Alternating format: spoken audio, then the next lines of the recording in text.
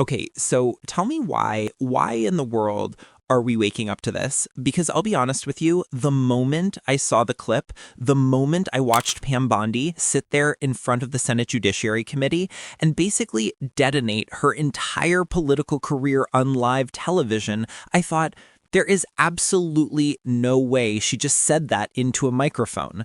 And yet she did. She really did, under oath, on camera, with a straight face.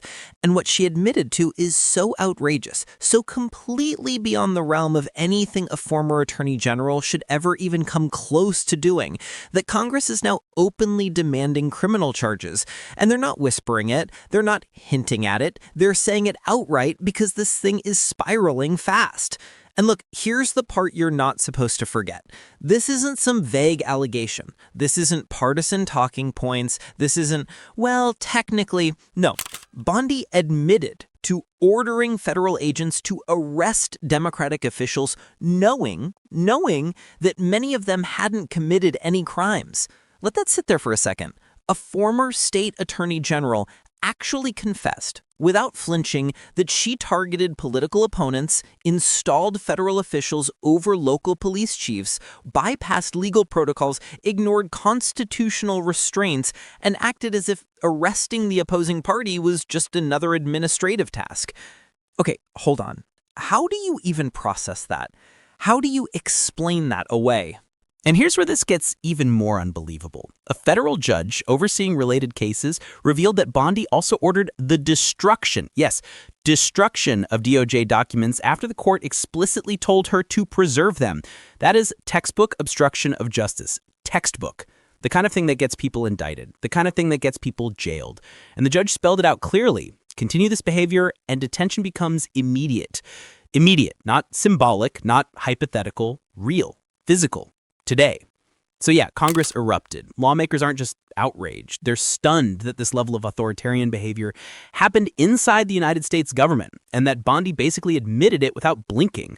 You're not going to believe this, but multiple DOJ staffers actually testified that Bondi personally directed the evidence hiding operations. Personal involvement, direct orders, digital forensic records that line up perfectly with her access logs. It's all right there. And here's the twist nobody saw coming. The more Bondi tries to explain this away, the worse it gets, because her explanation isn't an explanation. It's a confession dressed up as a bureaucratic shrug, as if ordering unlawful arrests of political opponents is somehow a policy decision, as if destroying evidence is some routine clerical housekeeping. And the question now, the question that nobody in Congress is willing to let go, is simple. If Bondi was doing this, who else knew it? Who authorized it? Who benefited from it? Because these actions don't exist in a vacuum, and the fallout is building by the hour. And that's why this matters right now, because what you're watching is a political earthquake, and we're only at the first tremor. Okay, hold on. Let's be clear. Here's the part that really matters. And yeah, this is wild. So let's break down exactly how we got here. Because once you lay out the timeline in plain English, once you line up Bondi's actions with the evidence, the testimony, the judge's warnings, and Congress's reaction, the whole thing looks less like incompetence and more like a deliberate political operation that finally blew up in her face. Start with the Senate Judiciary Committee hearing. This wasn't supposed to be anything remarkable. Routine oversight, a few questions about federal coordination, maybe some back and forth about procedure. But instead, Bondi walked into that room and, either out of arrogance, panic, or a complete misunderstanding of the legal jeopardy she's in, handed Congress the single most self-incriminating performance from a former attorney general in modern political memory. And that is not an exaggeration. Because when she was pressed, directly pressed on whether Democratic officials had actually committed crimes before she sent federal agents after them, she didn't dodge, she didn't pivot, she didn't lawyer her way around the question. She said it outright. Many had not, and she authorized it anyway. Okay, pause. Think about what that means. We're not talking about one questionable arrest, not a clerical mistake. She admitted to a pattern, a coordinated effort where arrests were used as political leverage, as punishment, as a tool against people who didn't line up with the administration's agenda. That is the definition of political targeting. And if there's one line you're never supposed to cross in American law enforcement, it's that one. But that's not even the surprising part. The surprising part is how casually she admitted it, as if she truly believed the political context justified the arrests, as if the ends, whatever those were supposed to be, somehow overrode the Constitution. And that tells you something about mindset, because no one accidentally orders political arrests. No one understands constitutional protections like probable cause. Either you know what you're doing or you don't. And someone with Bondi's background absolutely knew. And then you look at what happened next, because right after those admissions, senators immediately asked who else knew. And Bondi's response, refusing to answer any question involving conversations with the White House, set off alarm bells in every corner of Congress. She wouldn't confirm whether Trump was aware. She wouldn't confirm whether senior advisors discussed the arrests. She wouldn't confirm anything that could place responsibility higher up the chain. And here's the thing. When someone refuses to answer simple yes or no questions that could exonerate people above them, it almost always means those answers would do the opposite. But stay with me because this gets even worse. While the public was reacting to the hearing, a federal judge unsealed findings that directly contradicted Bondi's earlier statements about evidence handling. The judge revealed that Bondi ordered the removal and, in some cases, the destruction of DOJ documents after preservation orders were issued. That's a direct violation of federal law. Judges do not play around with preservation orders. Those orders exist precisely because courts need protect evidence in ongoing legal battles. And she ignored them. And here's the part that really matters. This wasn't a rogue staffer. It wasn't a miscommunication. It wasn't an IT glitch. DOJ employees testified under oath that Bondi personally directed the concealment of evidence. Personally instructed them to alter logs, remove files, reroute communication trails, and digital forensic teams found identical patterns of document removal tied to Bondi's login timestamps. This isn't circumstantial, this is literal hard proof, and she still walked into the Senate hearing as if none of this would ever be discovered. And yeah, this is wild, because at that point, the judge had already warned her, stop interfering with evidence or risk immediate detention for criminal contempt. Not symbolic contempt, not a fine, detention. As in, you're escorted out of the courtroom in cuffs. You don't get to leave, you don't get to negotiate, you don't get to schedule a press conference first. The judge found her conduct so blatant, so unprecedented, that immediate detention was on the table. So when Congress saw the hearing and read the judge's findings, the reaction was instant. Lawmakers began calling for criminal charges in real time. Not hypotheticals, not political statements, actual demands for Bondi's arrest based on obstruction of justice, abuse of authority, and violations of constitutional rights. Some members even suggested she should be barred from ever holding public office again. Others called for a special counsel to investigate whether her actions were part of a broader directive from the administration she served under. And the part that should worry every single official connected to this is that once Congress starts demanding criminal charges, the DOJ can't ignore it. They can delay, they can dodge, they can stall behind ongoing reviews, they can hide behind internal processes, but they cannot outright ignore Congress calling for prosecution. No administration wants to be seen shielding someone who ordered unlawful arrests and destroyed evidence. It's politically radioactive. But let's be very clear about where this goes, because once you look at the timeline of arrests she ordered, there's a pattern. The targets were almost exclusively Democratic local officials who pushed back against federal overreach. Mayors, city council members, state-level administrators who criticized ICE raids or challenged federal directives. People who had no criminal allegations against them until federal agents under Bondi's direction showed up at their offices or homes. And once those arrests started getting scrutinized, Bondi's office began quietly removing internal memos. Emails disappeared, chain of command logs were altered, meeting notes were lost. And suddenly, everything pointed back at one person, Pam Bondi. And honestly, if the story had ended at unlawful arrests, it would already be one of the biggest scandals in recent memory. But the systematic destruction of DOJ documents pushes this into an entirely different category, because obstruction of justice is one of those charges that prosecutors love. It's clean, it's straightforward, it's usually easy to prove. And when the obstruction involves a public official or someone with legal oversight powers, the penalties go up. Bondi wasn't some intern shredding papers. She was a high-ranking official knowingly interfering with federal investigations. But the most politically explosive part is still ahead. Who else had visibility into the operation? Because there is no universe where a former Florida Attorney General orders unlawful arrests, overrides local law enforcement, destroys documents, and no one in the administration notices. These things have reporting lines, they have email trails, they require coordination with federal agencies, they require federal resources. Someone else had to know. Now, here's the twist nobody saw coming. Several lawmakers are now openly requesting communications between Bondi and senior administration officials. They want texts, they want emails, they want call logs. They want every form of communication between Bondi and the White House from the period when these arrests took place. And if those requests turn into subpoenas, and they will, then the question isn't just whether Bondi faces charges, it's whether this scandal expands from a single official to an entire network of political operatives. And if you think Congress is going to let this go, think again, because at this point, lawmakers aren't just responding to Bondi's actions, they're responding to the precedent. If a former attorney general can weaponize federal law enforcement against political opponents and escape accountability, then the system breaks permanently. That's why the demand for criminal charges is so aggressive. This isn't symbolic. This is Congress drawing a line in the sand. And here's what this actually means in the real world. Bondi is now one step away from arrest. Judges don't issue warnings like the one she received unless they're prepared to follow through. And Congress does not demand criminal charges unless they believe prosecutors have enough evidence to act. But the part that's going to hit hardest, the part that will shape everything going forward, is what happens when those internal communications between Bondi and administration officials are released, because that will answer the one question that every senator asked the moment she invoked confidentiality. Who was she protecting?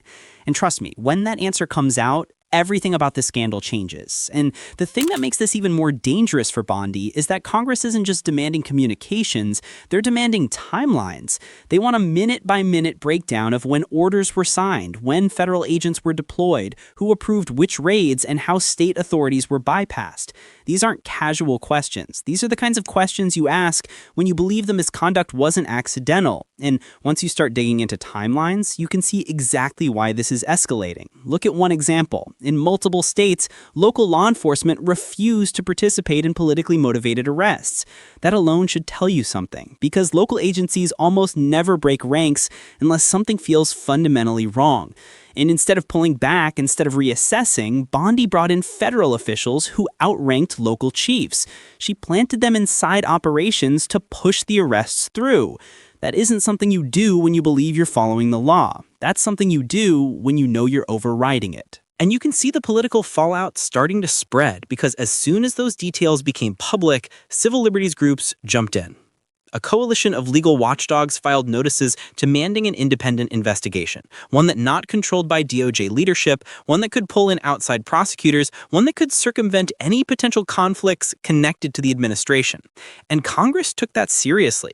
Several members said outright that the only way to get the truth is to bring in a special counsel with the authority to compel testimony and demand documents. That's how big they think this is.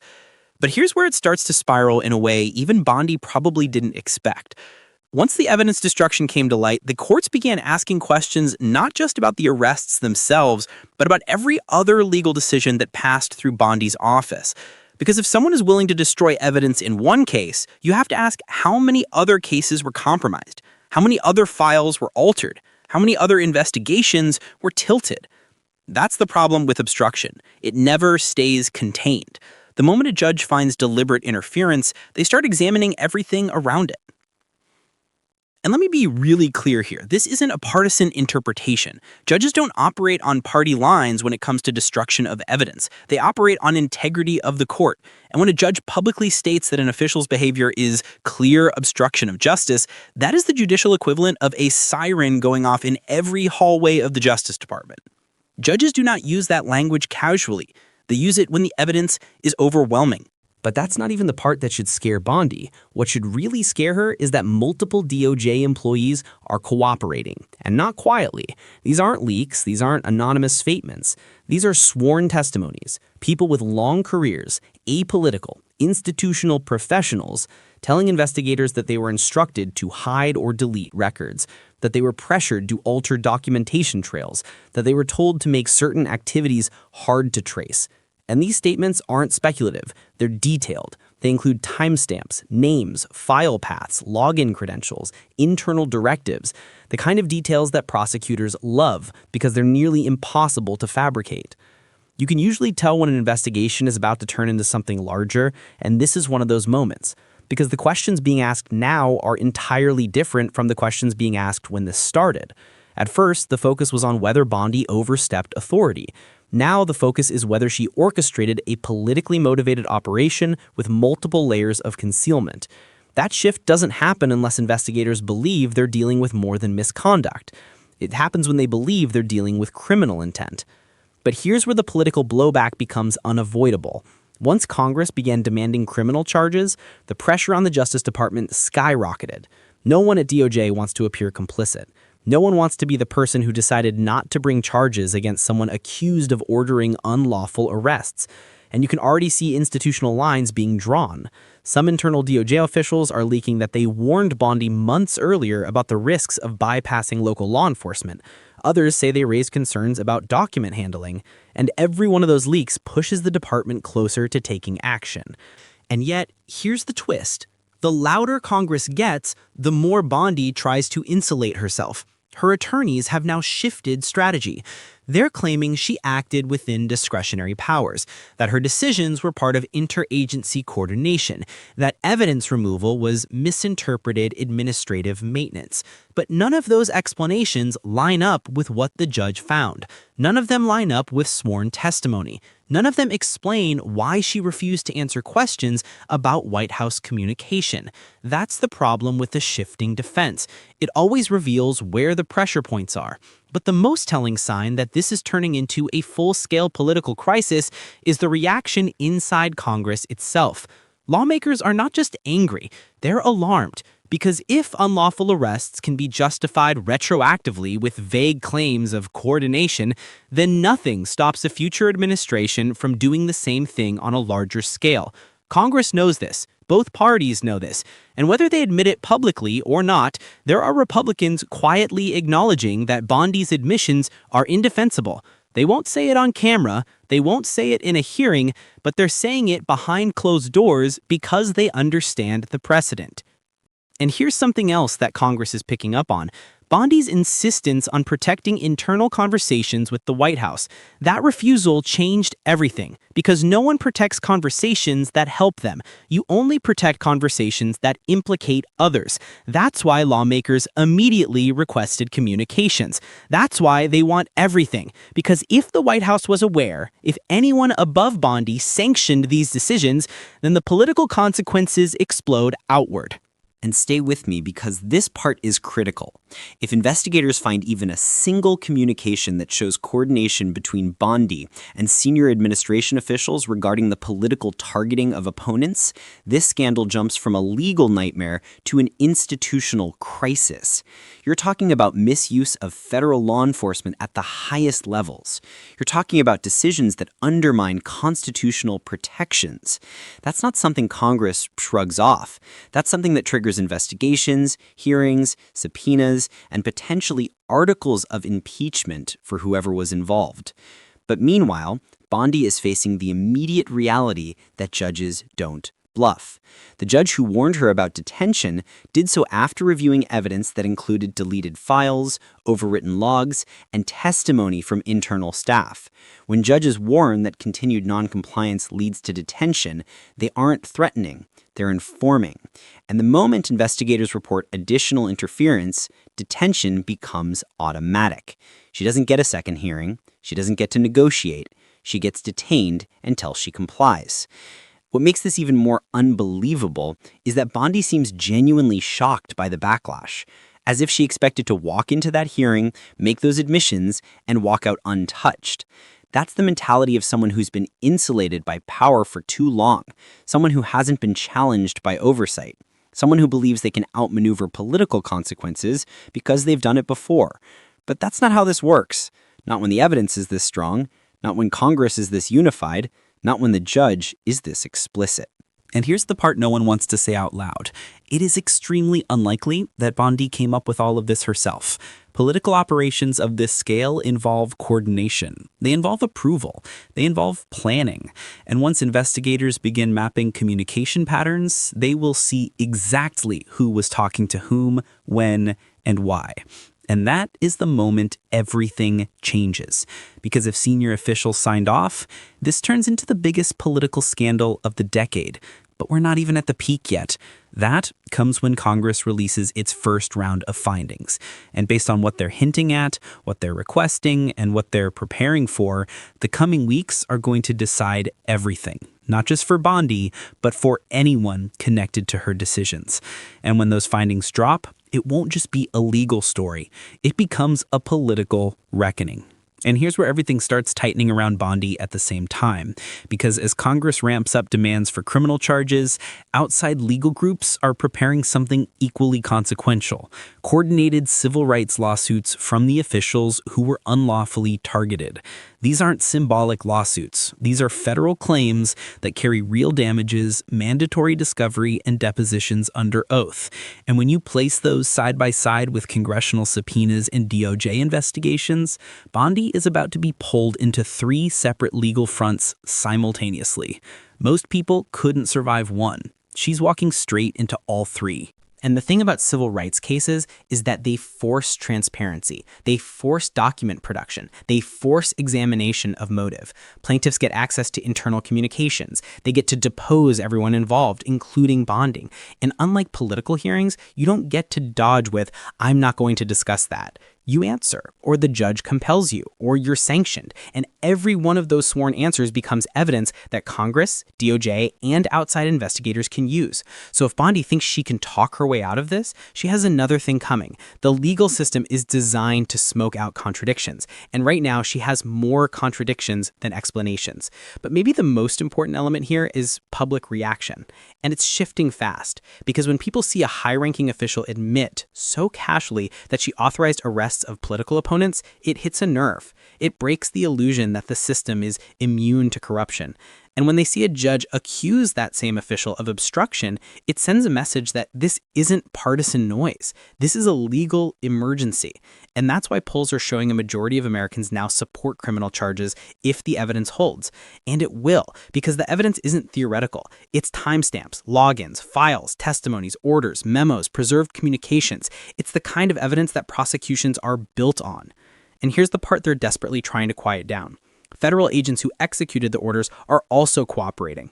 Some of them are offering information to protect themselves, because if they participated in unlawful arrests, even under direction, they want to show they raised concerns, that they questioned the orders, that they acted under pressure. No agent wants to be the fall person in a scandal like this. And when multiple agents begin comparing notes, patterns emerge. And those patterns almost always lead upward, not downward. But the political world is watching something different. Which Republicans defend her? And so far, the silence is deafening.